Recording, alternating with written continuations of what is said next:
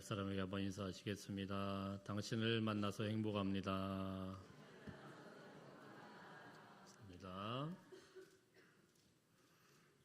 근데 인상을 박박 쓰시면서 그렇게 말씀하시면 어떡해요? 다시 한번 손 붙잡고 감사합니다.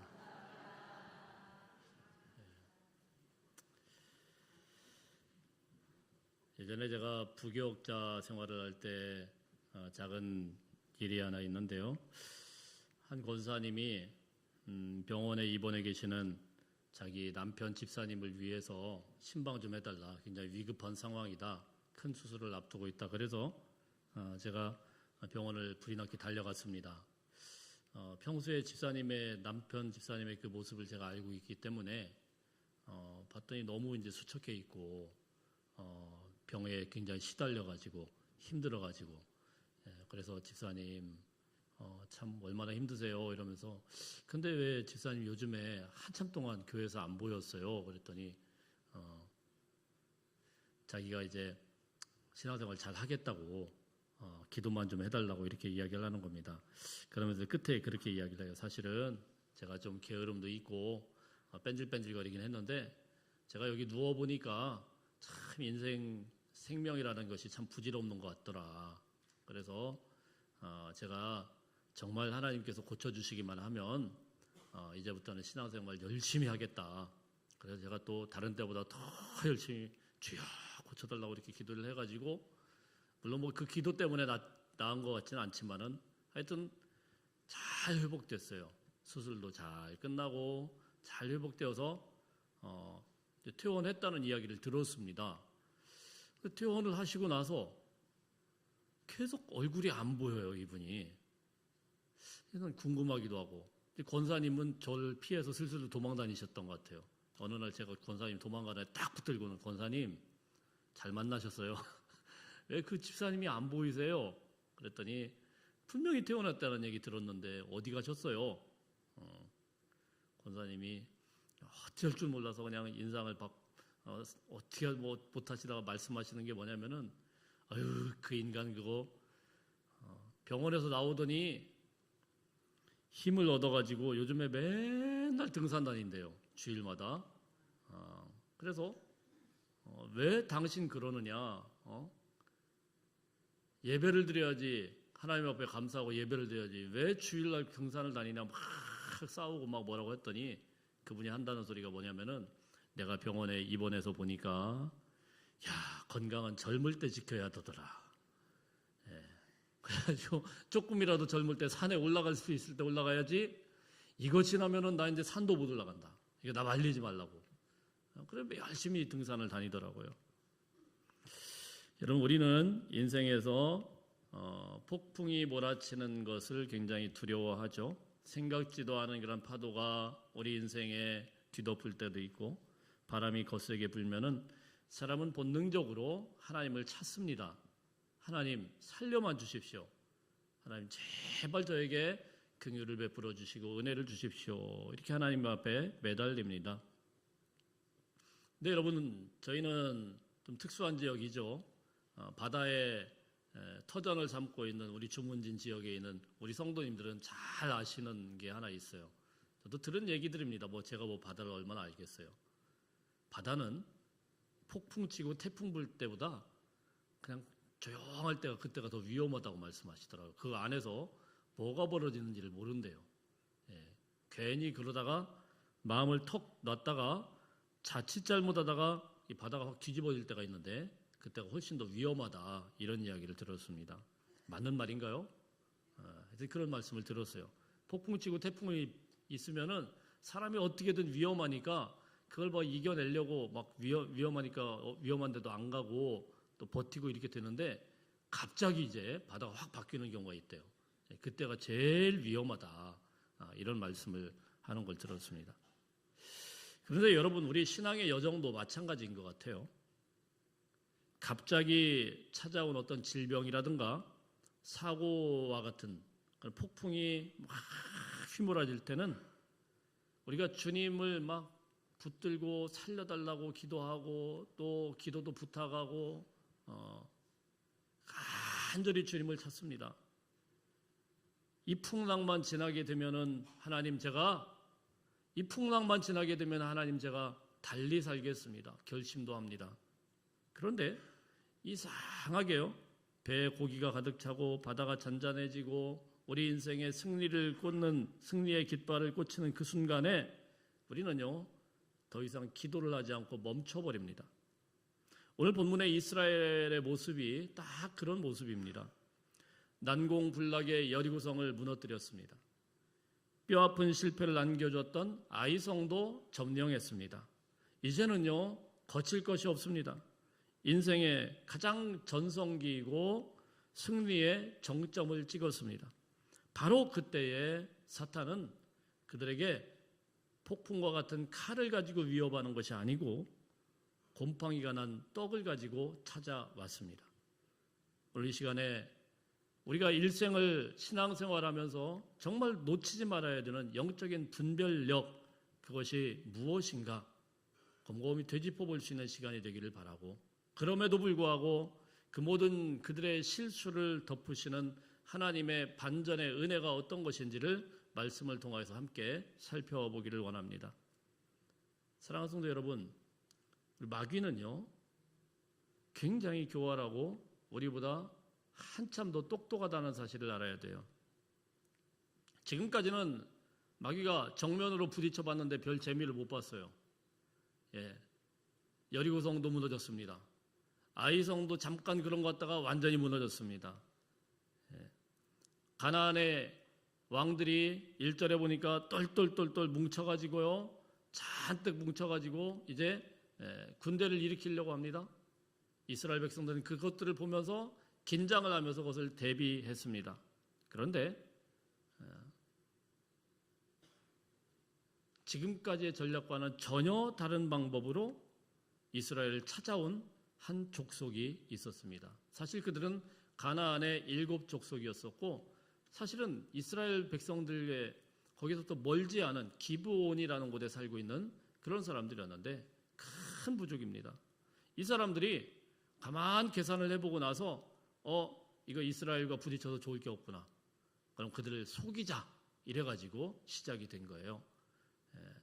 그동안에는 막 싸우고 대들고 전쟁을 하고 했지만 우리는 그래서는 안 되겠다. 그래 그들을 속이기로 했는데 칼을 들고 방패를 들고 찾아왔다면 금방 적군이구나 하고 그들이 같이 싸웠을 텐데 그게 아니고요. 기브온 사람들은 변장을 하고 왔습니다.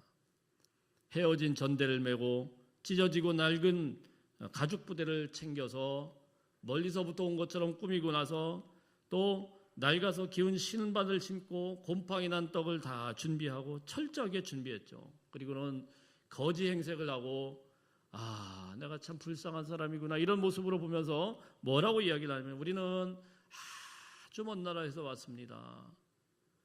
제발 우리를 건들지 말고 우리를 좀 받아주십시오. 살려만 주십시오. 이렇게 슬쩍 다가온 겁니다. 여러분 우리가 여기서 한 가지 분명히 기억해야 되고 잘 알아야 되는 것이 있습니다. 사탄은요 여러 가지 전략을 쓴다는 거예요. 그중에 가장 대표적이고 가장 많이 쓰는 전략이 뭐냐면은 광명한 천사로 나타난다는 겁니다. 천사처럼 옵니다. 밝은 빛으로 옵니다. 예쁜 모습으로 와요. 얼마 전에 저희 나라 무슨 그 자세히는 안 봤는데 누군가가 살인사건을 저질렀죠. 살인사건을 저질렀는데 살인사건을 저지른 그 아줌마인지 아가씨인지가 굉장히 이뻤나 봐요. 그러니까 또 그 팬카페가 생겼대요. 팬카페가. 참 정신 나간 사람들이죠. 아니 얼굴이 이쁘든 밉든 살인자는 살인자 아닙니까? 근데 이게 사탄이요. 항상 그래요. 사탄이 우리가 현혹될 만한 아주 아름다운 모습으로 찾아오더라는 겁니다. 또 한 가지 사탄이 또 어떤 모습으로 옵니까? 우리에게 막 강하게 죽어! 뭐 이렇게 위협하고 오는 게 아니고 굉장히 가련한 약자의 모습, 도와줘야 되겠다. 그를 도와줄 수밖에 없는 그 동정심을 유발하는 그런 모습으로 오기도 하더라는 겁니다. 또 사탄은요, 때로는 가장 합리적인 제안을 하는 거예요. 동의할 수밖에 없는. 자, 이런 여러 가지 제안들을 통하여서 방법들을 통하여서 기브온 족속이 이스라엘 백성들을 찾아왔습니다. 사랑하는 성도 여러분, 우리가 신앙생활을 오래 하다 보면 우리 어르신들 정말 조심해야 되는 게 있어요. 정말 신앙생활 오래 할 때 조심해야 되는 게 신앙의 연륜 그거 자랑하다가 넘어질 때가 있어요. 눈에 보이는 핍박이 아니고 그 연륜 때문에 경계심을 다 무너뜨리게 되면은 위장된 평화와 또 위장된 모습들, 겸손한 척하고 찾아오는 그런 사단의 모습들, 자, 이런 것들 때문에 넘어질 수 있다라는 사실입니다. 오늘 본문을 통하여서 사탄이 어떤 전략들을 쓰는지 몇 가지를 우리가 살펴보면서 함께 말씀을 보겠습니다. 사단의 첫 번째 전략입니다. 넘겨주세요. 한번 읽어보겠습니다. 시작. 눈을 속입니다. 사탄은요, 제일 먼저 공격하는 게 뭐냐면 눈입니다. 눈. 항상 보는 것에서부터 시작을 해요. 기브온 사람들은 이스라엘 백성들을 속이기 위해서 치밀하게 준비를 했습니다. 여호수아 9장 4절부터 5절 말씀까지 보면 한번 읽어봅니다. 시작. 꾀를 내어 사신의 모양을 꾸미되 헤어진 전대와 헤어지고 찢어져서 기운 가죽 포도 부대를 나귀에 싣고 그 발에는 낡아서 기운 신을 신고 낡은 옷을 입고 다 마르고 곰팡이가 난 떡을 준비하고. 이들은요 아주 멀리서 온 것처럼 변장을 했어요. 낡은 옷을 입었고 헤어진 신발을 어디서 구해서 그냥 다 일부러 그렇게 만들어 놨고 곰팡이 난 떡을 들고 왔습니다. 그래서 우리가 멀리서부터 왔습니다. 처음에 이 떡을 가져올 때는 아주 따끈따끈했는데 이 먼 여행을 오는 중에 이 떡이 다 곰팡이가 났습니다. 보이는데 누가 봐도 먼 나라에서 온 거예요. 여러분, 사탄은 항상 이렇게 일한다라는 거예요. 사탄은요, 우리를 강제로 억지로 끌어다가 위협만 하는 게 아니고 먼저 보여줍니다. 그리고 속입니다. 여러분 기억하십시오. 보이는 것이 항상 진실은 아닙니다. 세상은요, 눈속임에 아주 능숙합니다. 우린 그래서 항상 눈을 조심해야 된다는 겁니다. 보이는 것만 현혹되지 마시고 눈에 보이는 것만 믿지 마시고 내가 봤다 이러지 마시고, 어떤 분들은 내가 봤다 막 이러는데 눈처럼 속임 당하기 쉬운 게 없어요. 하나님이 보게 하시는 영안이 활짝 열릴 수 있기를 주의 이름으로 축복합니다. 사단의 두 번째 전략입니다. 두 번째 전략 한번 읽어봅니다. 시작. 귀를 속입니다. 귀를 속입니다. 우리 8절 한번 읽어볼까요? 8절 시작. 그들이 여호수아에게 이르되 우리는 당신의 종들이니이다 하매 여호수아가 그들에게 묻되 너희는 누구며 어디서 왔느냐 하매. 자, 기브온 사람들이 이스라엘 백성들에게 이야기했던 첫 마디가 무엇이냐면은 우리는 당신들의 종입니다 이랬어요. 우리는 당신들의 종입니다. 여러분, 이 말이 얼마나 그들에게 달콤하게 들렸을까요? 이스라엘 백성들은요, 얼마 전까지만 하더라도 한 40년 전만 하더라도 애굽의 노예들이었습니다. 종이었어요. 그리고 그들이 광야를 헤매면서 그들에게 별명처럼 붙어 다녔던 건 뭐냐면은 히브리라는 거예요. 히브리라는 거는 떠돌이, 잡족 이런 말이에요. 근거도 없는, 족보도 없는 그런 족족들. 한마디로 우리나라로 치면은 아주 그냥 천방지축 마골피 그 옛날에 그 천한 인간들. 자, 이렇게 취급받던 그런 민족이에요. 그런데 어느 날 갑자기 보니까 이 사람들이 멀리서 왔다 그러면서 우리는 당신의 종입니다. 우리는 당신의 종입니다. 얼마나 우쭐대는 말입니까? 얼마나 또 듣기 원하는 그런 말이었어요. 여러분 기억하십시오. 사단은요, 우리가 듣기 원하는 말이 무엇인지를 정확하게 안다는 거예요. 그리고 그 말을 쏙 집어넣어줘요. 하나님께서 아담에게 명령하십니다. 동산 중앙에 있는 선악과는 절대로 따먹지 말아라. 먹는 날에는 정령 죽으리라. 하나님은 분명하게 정언법으로 딱 말씀을 하셨어요. 그런데 창세기 3장 말씀에 보니까 뱀이 하와에게 접근하여서 말을 합니다. 야, 왜 선악과 안 떠먹냐? 하나님이 절대 먹지 말라고 했어. 만지지도 말라고 했어. 이거 먹으면 죽는다고 했어. 그래서 뱀이 야야 네가 잘 몰라서 그러는 거야. 결코 죽지 아니하리라. 이게 뭐예요? 하와가 듣고 싶은 말이죠. 결코 죽지 아니하리라. 그것을 먹는 날에는 오히려 너희 눈이 밝아져서 하나님처럼 선악을 알게 될 것이다. 얼마나 달콤합니까? 이 말을 듣자마자 하와가 어떻게 변하냐면요, 하와가 나무를 보니까, 그전에는 안 그랬는데 나무를 보니까 보암직도 하고 먹음직도 하고 지혜롭게 할 만큼 탐스럽기도 하더라. 사단이 뭐예요? 그가 원하는 말을 쏙쏙 집어넣어줘요. 너무 원하는 말을 쏙쏙 집어넣어줘요. 그래서 여러분, 우리가 항상 조심해야 되는 게 뭐냐면, 이게 내가 원하는 말을 다 이야기한다, 이럴 때는 좀 생각해 봐야 돼요. 제가 언젠가부터 지혜라는 게 조금 생겼는데, 설교를 다 해놓고 제가 알거든요. 근데 목사님 참 은혜 받았습니다, 은혜 받았습니다, 이 말 속에 가만 보면 뭐가 있더라고요. 그 고지고대로 믿을 게 아니더라고요. 은혜 받았습니다, 은혜 받았습니다. 사실은 무슨 말씀입니까? 우리 그 말 속에서, 듣고 싶어하는 그 말 속에서 자칫 잘못하면 그것 때문에 사단이 작동을 하고, 거기서 뭡니까? 사단은 그 말을 쑥 집어넣어놓고 바로 교만의 씨앗을 우리 마음속에 쑥 심어놓는다는 겁니다. 그 나무 열매 먹으면 하나님처럼 선악을 분별하게 될 것이다. 하나님과 같아질 것이다. 이런 교만의 씨앗을 그 마음속에다 쑥 심어놓는 거예요. 기본 사람들은 이스라엘 백성들에게 가서 저희는 당신들의 종입니다. 그러면서 이스라엘 사람들에게, 이제 히브리족, 잡족이고 떠돌이인 그 민족들에게 우리는 당신들의 종입니다. 딸랑딸랑 굽신굽신 이러니까 이스라엘 백성들이 우쭐한 거죠. 우쭐한 거죠. 야, 그래, 내가 하나님 믿어보니까 이제 하나님 믿을만 하구나. 우리가 대우받는구나. 얼마나 우쭐합니까? 그리고는요, 아주 교묘하게 정보를 살짝 바꿔서 이야기를 하는데, 얼마나 이 사람들이 치밀하냐면요, 말씀을 쭉 읽어보면 우리는 하나님께서 애굽에서 하신 일을 보았습니다. 그리고 7절에 보면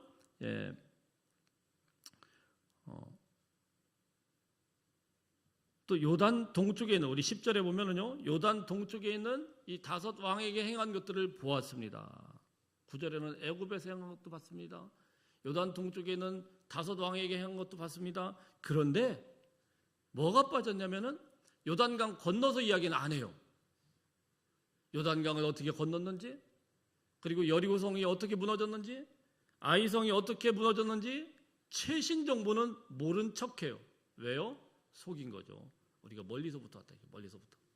멀리서부터 오다 보니까 최근 정보는 아직 업데이트가 안 됐어요.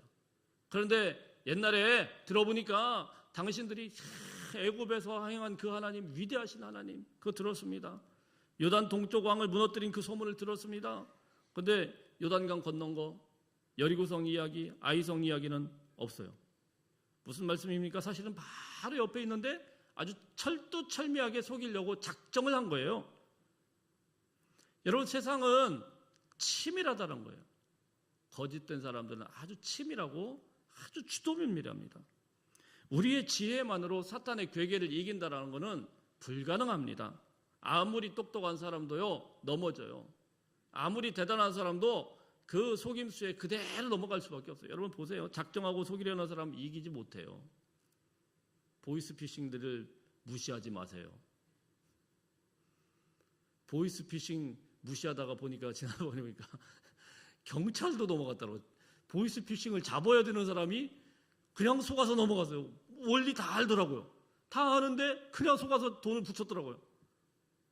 참, 그러니 여러분, 보이스피싱에 혹시 얼마라도 뜯긴 분들은 너무 그렇게 상심하지 마세요. 경찰도 당해요. 경찰도.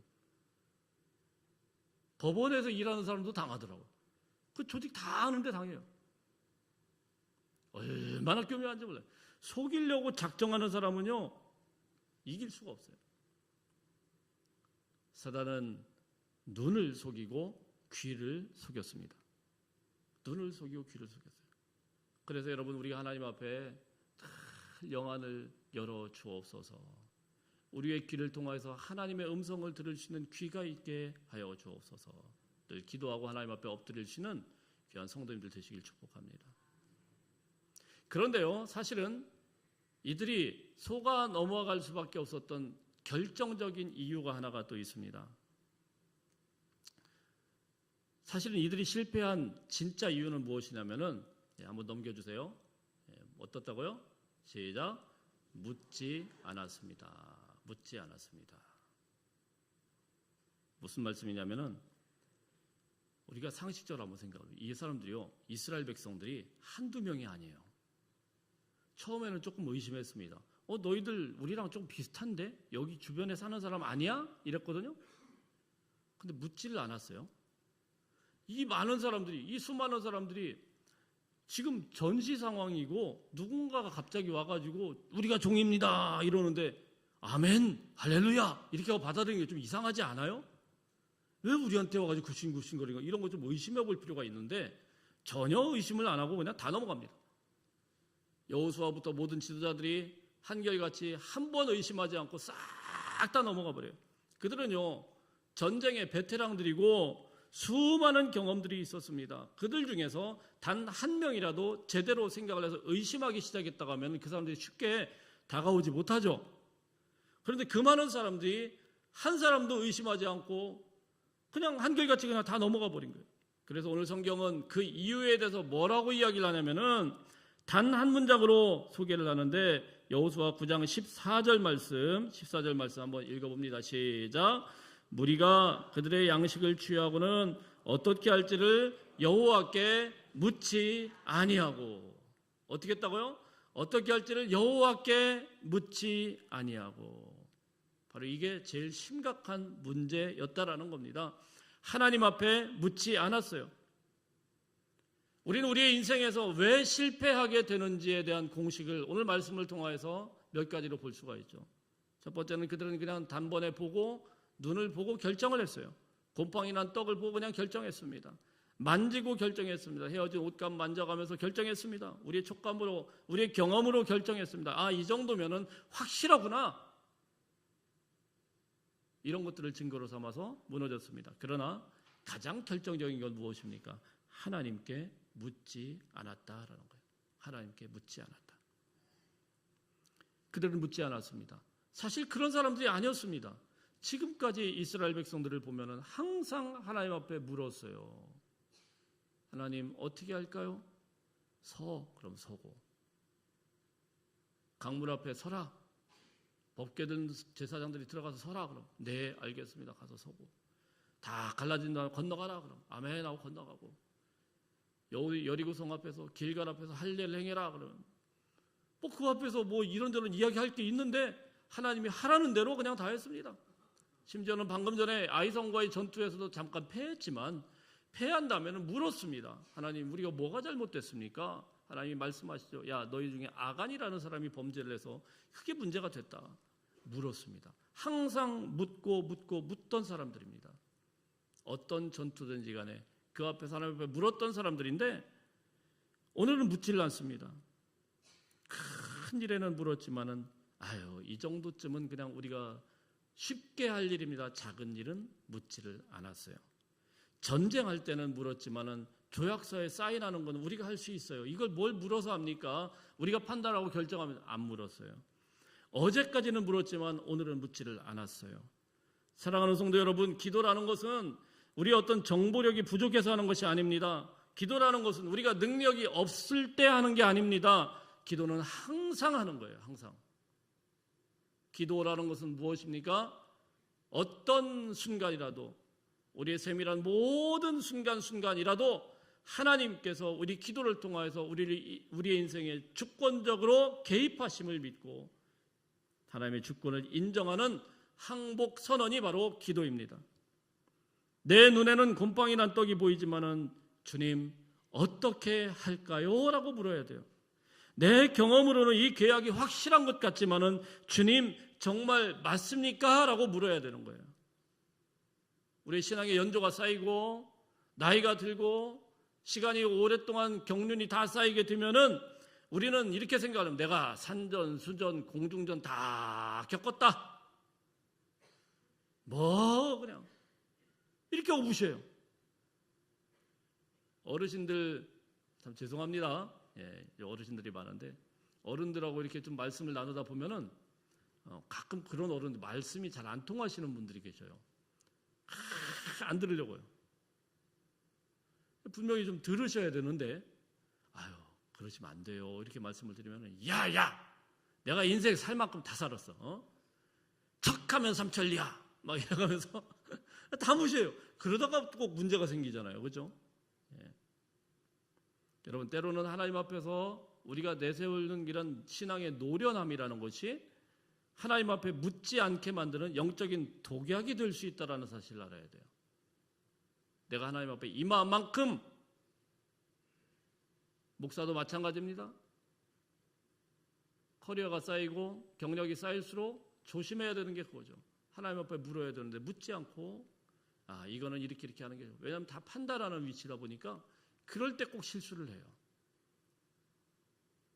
우리는 하나님 앞에 부지런히 물을 수 있어야 됩니다. 마지막에 그런데 하나님은요 이것을 이렇게 끝내질 않았고 반전의 은혜를 허락하셨습니다.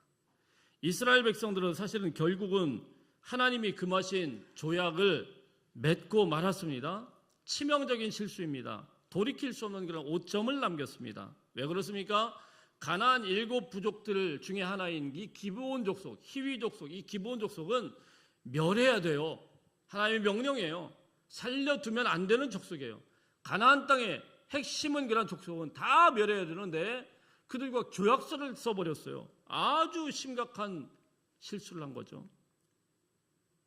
그런데 여러분 참 놀라운 것은 하나님은 우리의 실수조차도 은혜로 덮으시는 분인 걸 믿으시길 바랍니다. 우리의 조그마한 실수라고 할지라도 하나님의 은혜로 다 덮어버려요. 9장 27절 말씀 한번 읽어볼까요? 9장 27절 시작. 그날에 여호와께서 그들을 여호와께서 택하신 곳에서 회중을 위하여 여호와의 제단을 위하여 나무를 패며 물을 깃는 자들로 삼았더니 오늘까지 이르니라. 자, 이게 뭐냐면은 기브온 족속들이 속여서 왔기 때문에 계약서를 물릴 수는 없고 그 다음에 어떻게 하냐면 하나님이 자 이제 명령을 내린 겁니다. 야 니들이 계약서 썼으니까 어쩔 수 없다. 받아는 드리는데 이제부터는 뭘 하느냐? 나무 키고 나무를 패고 물 깃는 사람, 이스라엘 백성이 아니니까 이방인이니까 그냥 나무 패고 물 깃는 사람, 그러니까 종처럼 그 일들을 감당해야 될 것이다. 왜 너희가 종이라고 했지 않냐? 자, 이렇게 말씀을 하신 거예요. 근데 27절 말씀 곰곰이 잘 보시면 이 물을 깃고 나무 패는 장소가 어디입니까? 하나님의 제단 앞에서. 하나님의 제단 앞에서. 이게 참 하나님의 놀라운 은혜예요. 저는 이 말씀을 뭐라고 이야기하냐면은 하나님의 은혜의 점층법 이렇게 이야기를 했습니다. 무슨 말씀이냐면은 이방인이었습니다. 이방인이었는데 생명을 얻었어요. 이방인이었는데 다 죽어야 되는데 생명을 얻었어요. 심판받아야 되는 게 거짓말쟁이고 죄를 지은 사람들인데 그들이 성소로 들어왔습니다. 뿐만이 아닙니다. 하나님을 몰랐던 사람들인데, 하나님을 전혀 몰랐던 사람들인데, 그리고 그들은 버림받아야 되는 사람들인데 그들은 어떻게 됩니까? 하나님의 성소에서 가장 가까운 곳에서 주의 성전을 섬기는 그 고귀한 직분을 감당하는 그런 사람들도 귀하게 쓰임받게 되었다는 사실입니다. 그들의 실수로 받아들인 이방인이지만 그들이 점점 더 가까이 하나님의 은혜의 자리로 나아갈 수 있도록 하나님께서 덮으시고 이끌으셨다는 거예요. 할렐루야! 이게 하나님께서 우리 인생을 이끄시는 은혜이고, 하나님은 우리의 실수라고 하더라도 구원의 통로로 사용하시고 당신의 방법대로 그들의 인생에 이끌어 주셔서 하나님의 능력으로 그들의 인생을 인도하시는 줄로 믿으시기를 바랍니다. 하나님 여호수아의 실수의 통로로 삼아서 오히려 이방인들을 구원하시고 그들을 예배의 자리에, 그 핵심의 자리로 끌고 갔어요. 그래서 이들이 어떻게 되냐면 이 기브온 족속인데, 이방 족속인데, 참 놀라운 거는요, 나중에 포로 후기 때 지금 요즘에 새벽마다 보는 게 느헤미야서를 보고 있는데요, 그 느헤미야서에 이 사람들이 돌아옵니다. 포로 공동체가 귀환해서 돌아올 때 거기에 나오는 사람 참 특이한 사람들이 바로 느디님 사람들이라는 사람들이 있어요. 느디님 사람. 이 사람들이 바로 오늘 이 기브온 족속들이에요. 성전에서 물 깃고 나무 패고 봉사하던 그 사람들이 이방인이었는데 포로로 끌려가지고 이방 그 나라에서 그냥 이방인으로 살면 되는데 다시 돌아오라고 할 때 제일 앞장서서 그 머나먼 나라를 와가지고 이제 포로 오기 때 제2성전을 짓겠다고 하는데 그 머나먼 나라까지 와가지고 하나님 앞에 헌신했던 그 귀한 자들, 그 남은 자들, 그 이름에 느디님 사람들이라고 당당하게 이름을 올리게 된 거예요. 정말 기가 막힌 하나님의 섭리이고 하나님의 은혜 아닙니까? 말씀을 맺겠습니다. 사랑하는 성도 여러분, 우리가 살아가다 보면은 잘하는 것도 있지만은 때로는 하나님 앞에 묻지도 않고 덜컥 맺어버린 그런 실수의 계약들, 이런 것들은 있지 않습니까? 돌이킬래야 돌이킬 수 없는 그런 일들. 그때 내가 왜 그랬을까? 후회되는 결정이 있지는 않습니까? 어떤 분은 그러더라고요. 어휴, 내가 내 인생의 최고의 실수는 이 인간 만난 거라고, 이 인간. 내가 이 인간만 안 만났으면 참 좋았는데 내가 그때 왜 괜히 그냥 뭐 눈이 뒤집혀가지고. 여러분 혹시 그런 분들 여기 계십니까? 안 계시리라 믿습니다만은 혹시 그렇다고 하더라도 낙심하지 마십시오. 왜요? 하나님의 은혜가 임하면 되는 거예요. 하나님의 은혜가 우리 가정에 임하고 하나님의 은혜가 우리 관계 속에 임하고 하나님의 은혜로 다 덮어주시면 하나님은요, 우리가 실수한 그것들까지도 선으로 바꾸실 능력이 있으신 하나님의 능력에 하나님의 힘을 믿으시길 바랍니다. 여호수아는 속았지만은 우리의 참된 여호수아가 되시는 예수 그리스도는 결코 속지 않으십니다. 그분은 사단의 모든 유혹을 말씀으로 이기셨고 지금도 우리를 위해서 하나님 우편에서 대신 묻고 계십니다. 예수의 이름 앞에 우리가 나가서 하나님, 예수님 어떻게 할까요? 우리를 중보해서 계속해서 묻고 계시는 예수 그리스도가 계십니다. 이제 여러분 다시 하나님 앞에 물으십시오. 뻔히 보이는 무일에도 물으십시오. 하나님 어떻게 할까요? 갈까요? 말까요? 이 길이 맞습니까? 돌이킬까요? 내가 이것을 선택하는 하나님, 이 선택이 옳습니까? 부지런히 묻고 물으십시오. 묻는 만큼 하나님의 은혜를 경험하게 될 것입니다. 이스라엘 안에 굉장히 중요한 삶의 방식 중에 하나가 데레크라는 게 있습니다. 그게 바로 길이라는 건데 이 길로 할 때 이 길입니까? 저 길입니까? 묻는 거죠. 아이들 어릴 때부터 델레크, 하나님 앞에 물어라. 네가 살아갈 때 막힐 때마다 맞습니까? 틀립니까? 물어라. 델레크. 사랑하는 성도 여러분, 항상 물으십시오. 항상 묻는 만큼 하나님께서 여러분을 붙들어 주실 줄로 믿습니다. 하나님 앞에 묻는 그런 무릎이 있을 때 우리 주문진 제일교회는 어떤 사단의 기만에도 흔들리지 않을 것입니다. 우리의 실수는 끝나도 하나님의 은혜는 결코 끝나지 않습니다. 그 신실하신 하나님을 의지하시면서 날마다 승리하는 우리 복된 성도님들 다 되시기를 주의 이름으로 축복합니다. 기도하겠습니다. 하나님 아버지, 우리는 내 눈에 보이는 것만 믿고 내 경험만 앞세워서 주님 앞에 묻지 않던 교만한 자들입니다. 우리의 영적인 눈을 열어주시고 대적의 괴계를 분별하게 하시고 우리의 모든 실수를 선으로 바꾸시는 하나님의 은혜 안에 거하게 하여 주옵소서.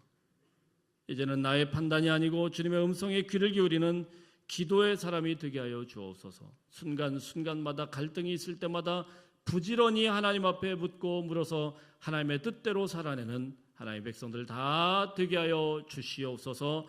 예수님의 이름으로 기도하옵나이다. 아멘.